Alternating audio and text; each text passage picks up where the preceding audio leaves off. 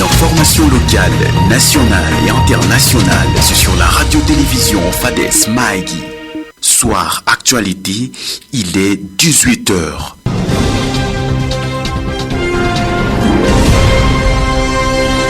Samuel Munguromo Atido.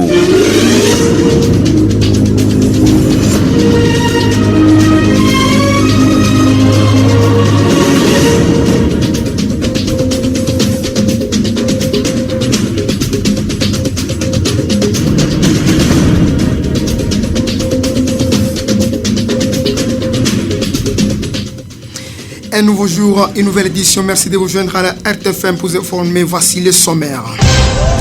Nous serons avec cette actualité. La journée mondiale pour la vie célébrée le 14 octobre apporte des bonnes nouvelles à l'hôpital général de référence de Maïgui. Des consultations, opérations désirées sont attendues dans ce vendredi 20 octobre. Jour pour jour, un mois nous sépare du début de la campagne électorale. C'est le 19 novembre à minuit qui sera lancée officiellement la campagne électorale sur toute l'étendue de la RDC. La ménopause chez les femmes n'est pas une maladie à craindre, mais plutôt une période de changement normal qui se manifeste avec l'avancement de l'âge. On a parlé tout à l'heure.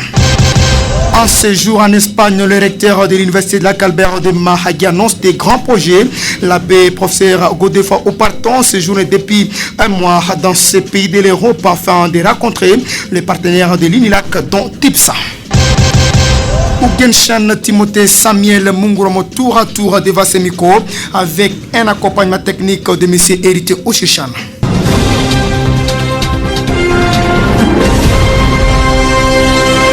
Bonjour Timothée Ougenshan. Bonjour Samuel Munguromo. Je vous retrouve à très bientôt. Merci, à bientôt. On démarre avec cette actualité, comme je disais tantôt, jour pour jour, un mois nous sépare des débuts de la campagne électorale. C'est le 19 novembre à minuit qui sera officiellement lancée. La campagne sur toute l'étendue de la RDC, la rédaction de la RTFM constate pendant 7 ans une pré-campagne électorale à laquelle se livrent déjà certains candidats. Par ailleurs, le Conseil supérieur de l'audiovisuel et de la communication avait déjà interpellé plusieurs médias contre cette campagne électorale précoce.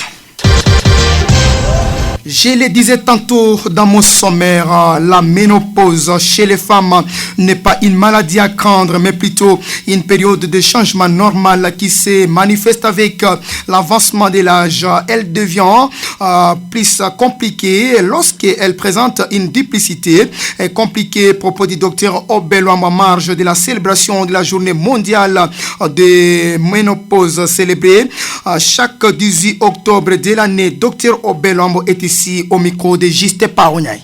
Il faut comprendre que chaque femme d'abord a un stock de follicules ovariens qui va produire des ovules. Ce sont des gamètes féminins qui peuvent entrer en contact avec les spermatozoïdes pour qu'on puisse avoir le fœtus à venir ou bien l'enfant maintenant qui naîtra après. Et chaque femme a un stock de follicules ovariens dès la naissance. Et le nombre de follicules ovariens diminue tout au long de la vie. Mais aussi durant toute la période de fertilité et de menstruation, la femme perd des follicules. Nous pouvons dire que la ménopause n'est pas juste un arrêt de fertilité, mais également une période de modification hormonale. Pour que la femme soit femme, différente des hommes, il y a les estrogènes et les progestérone qui sont des hormones qui rendent la femme femme. Nous avons deux types de ménopause. Précoce, une ménopause tardive. La ménopause précoce peut être due, c'est par rapport à l'âge, c'est-à-dire avant l'âge. Et là, nous avons beaucoup de choses qui peuvent être cause de ménopause précoce. On a le stress, différentes pathologies, les difficultés de la vie, mais aussi il y a les ménopauses, les femmes noires avec les travaux, ça fait que l'âge de ménopause est un peu retardé. La journée ici vise à sensibiliser toutes les nations et à se donner à la santé après la ménopause. Une place primordiale dans les recherches et la santé publique. Et à soutenir les femmes ménopausées et à savoir vivre avec ces femmes qui sont ménopausées dans nos communautés, dans nos villages, dans notre maison et partout. Et connaître qu'après la ménopause, il y a une santé qui doit continuer, une santé à entretenir. Ce n'est pas la vie, la fin de la vie. Signalons pour ce jeudi 19 octobre, c'est la célébration de la journée mondiale contre les cancers des seins qui devient en ce jour l'une des maladies très dangereuses chez les femmes. Et puisque nous parlons santé, nous restons dans cette page journée mondiale pour la vie célébrée le 14 octobre apporte de bonnes nouvelles. À l'hôpital général de référence de Magui, des consultations, des opérations des yeux sont attendues dès ce vendredi 20 octobre.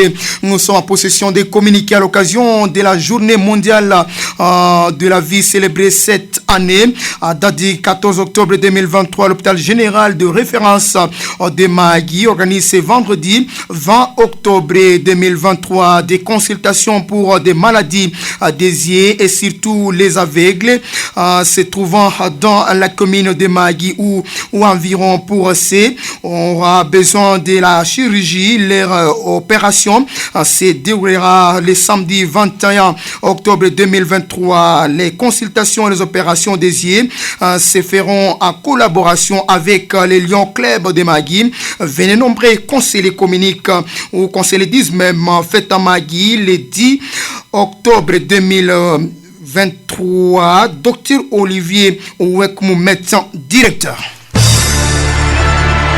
La radio-télévision FADES Magui est suivie à Arrosir la 103.6 FM. Nous poursuivons avec cette édition du journal. Nous prenons cette page de l'université. Bonne nouvelle en séjour en Espagne. Le recteur de l'université La Calbert de Magui annonce des grands projets. L'abbé professeur Godefroy Oparton séjourné depuis un mois dans ces pays de l'Europe afin de rencontrer quelques partenaires de l'INILAC dont TIPSA.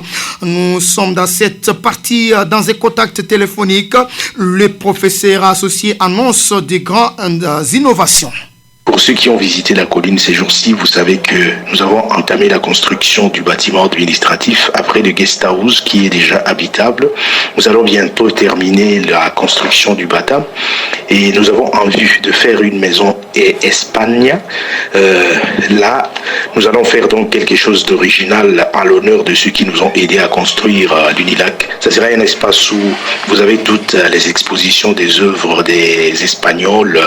Tout sera espagnol, ça respirera espagnol. Et donc, ceux qui voudront aussi apprendre à parler l'espagnol, ils auront tout ce qu'il faut, livres, sons, musique, vidéo, pour apprendre l'espagnol dans ce cadre là-bas. En plus, dans les futurs, il a été décidé donc la construction d'un amphithéâtre parce que la salle Pablo Bueno, comme vous pouvez le constater, ne suffit plus pour les conférences. Et dans le temps, si les étudiants doivent donner à la ville des œuvres culturelles, théâtre et consorts, nous avons besoin donc d'un espace pour les grandes conférences et ces genres d'activités culturelles. Et on finira par l'espace sportif parce que les jeunes ont besoin de dégager les énergies, de se dégourdir les jambes, de se relaxer après les heures de cours. Et il y aura donc un espace pour le football, pour le basket et pour les autres sports, entre autres de volleyball. Je ne sais pas s'il y aura aussi la natation, ce sera décidé le moment venu. La qualité de l'enseignement demeure cheval de bataille de cette alma mater. Suivez. Mais le grand point sur lequel il faut insister, c'est la qualité de l'enseignement.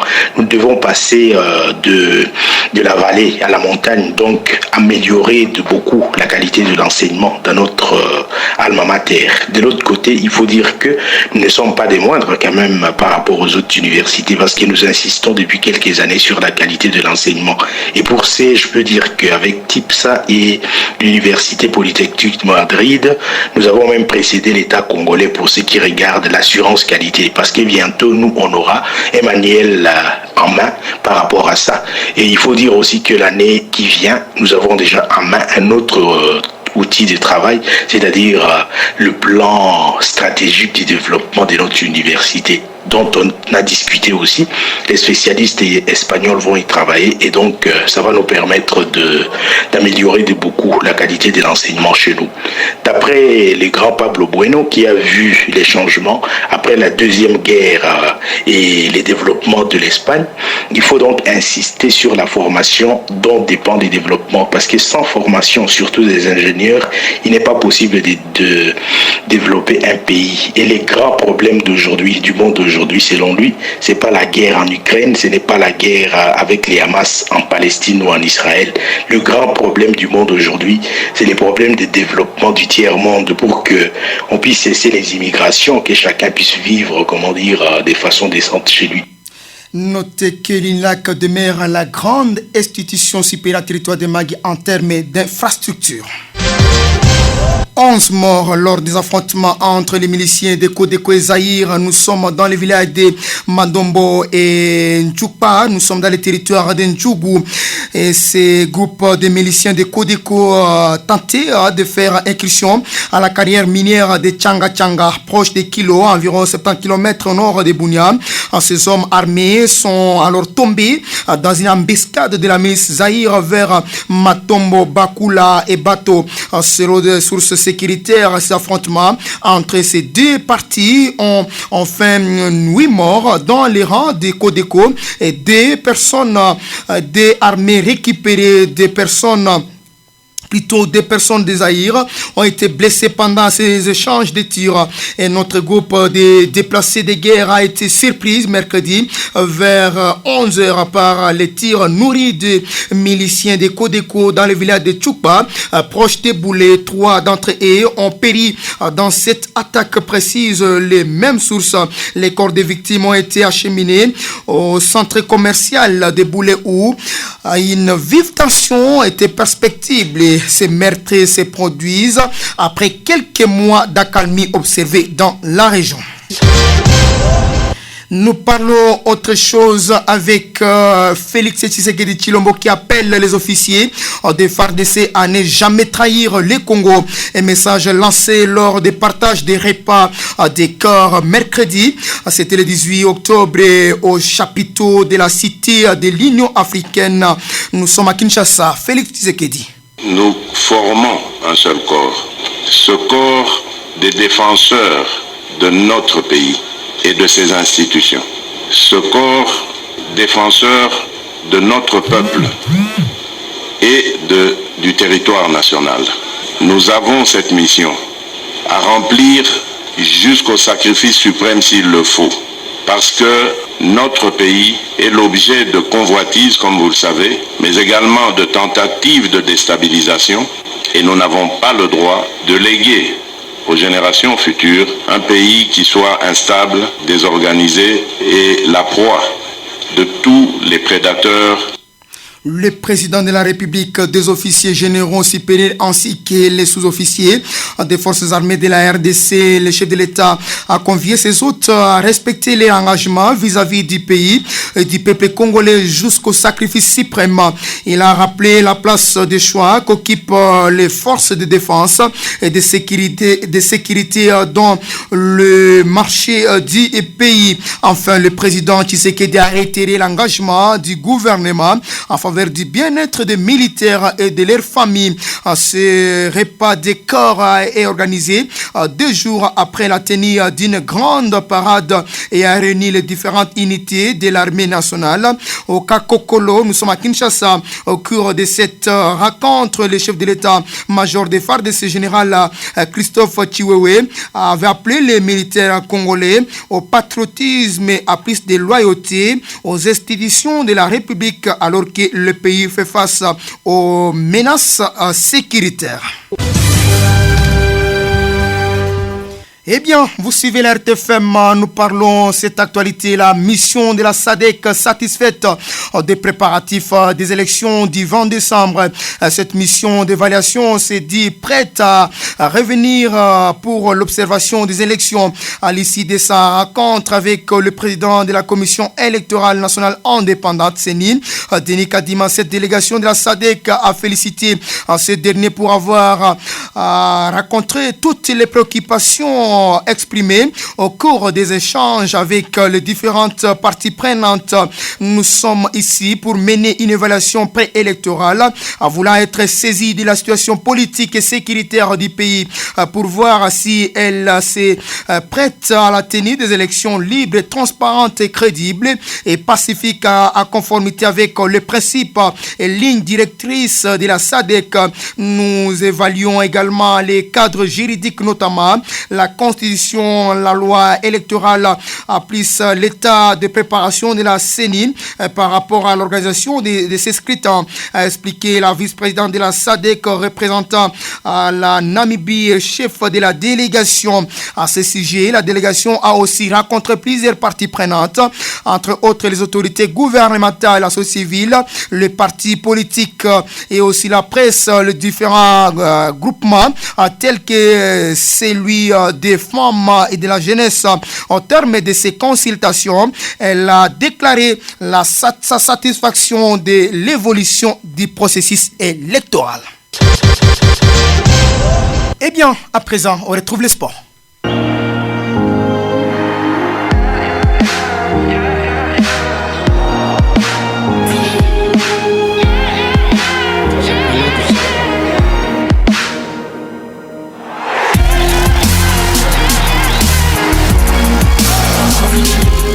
Eh bien, c'est la deuxième partie de cette édition du journal avec le sport. Timothée Genshan, bonjour. Bonjour une fois de plus, Samuel. On retrouve les actualités sportives. On commence par les groupements sportifs de Warpala. Oui, 3 matchs se sont joués ce mercredi 18 octobre 2023. En voici les résultats. D'abord au stade Tata Wonyanduru de Zengu, l'AS Kitisa Motema de Jupawino et l'AS Monaco City de Gossi d'Arlas ont fait jeu égal, un jeu égal d'un but partout. Ensuite, l'AS Moulin Rouge d'Anyeko a humilié l'AS Amitié de Kourougena sur le stade Tata Ker d'Anyeko. Les scores 4 buts Zambros. Enfin, au stade Togo, l'AS Satellite de Jupaourou s'est séparé d'avec l'AS Nika Dougouro sur un score d'un but partout. Et toujours dans ces registres des résultats des matchs, comme vous le savez, les championnats de la Ligue D se jouent également sur le plan national. Nous avons ici les résultats des 2 matchs de la zone ouest, groupe A, qui se sont joués.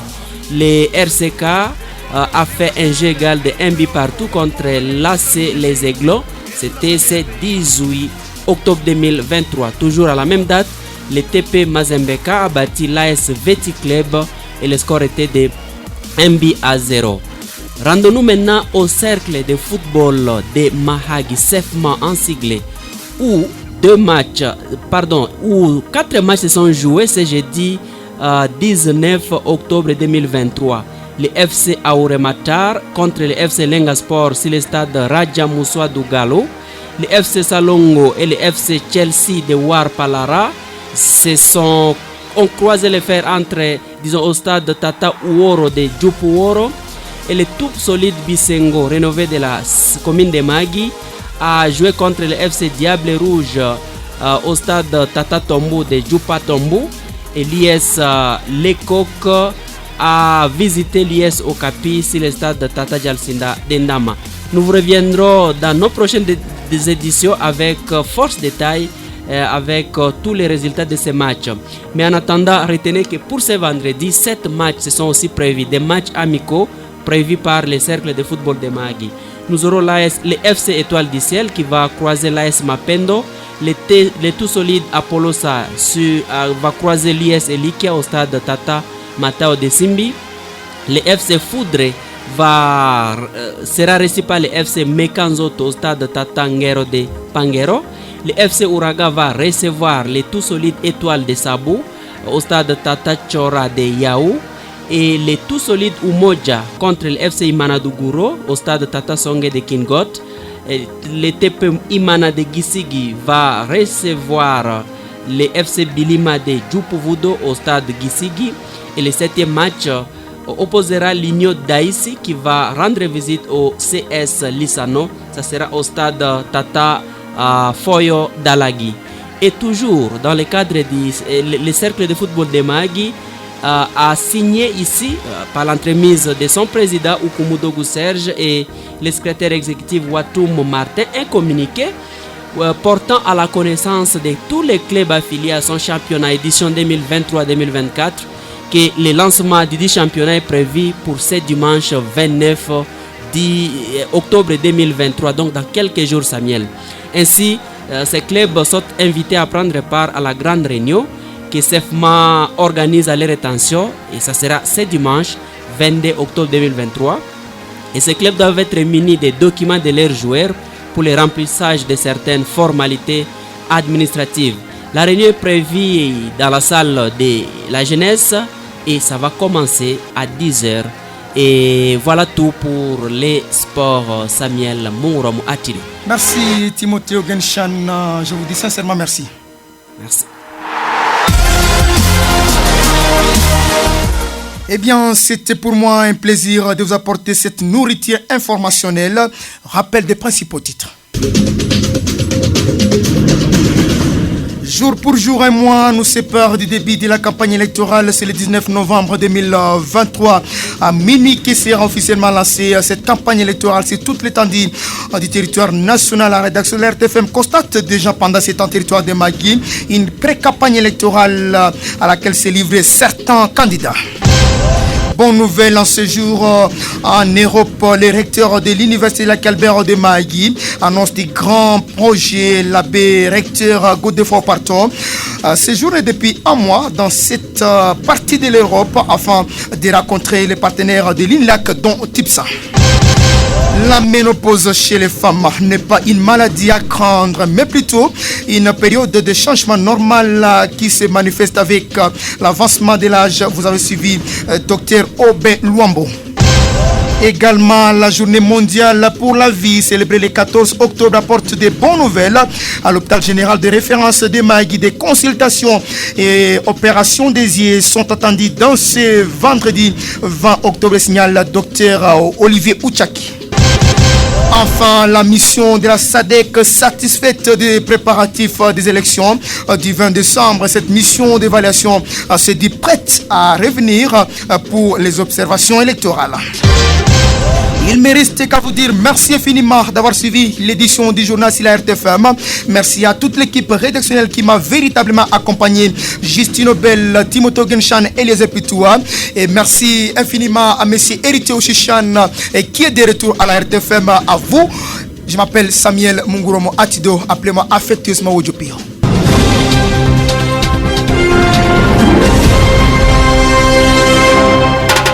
Fadès santé, Fadès santé, Fadès santé, santé pour tous. Fadès santé, la vie n'a pas de brouillon. Fadès santé, une émission de la radio-télévision Fadès Mag. Dans le but d'améliorer votre condition de vie de tous les jours. Fadès santé, c'est mon émission.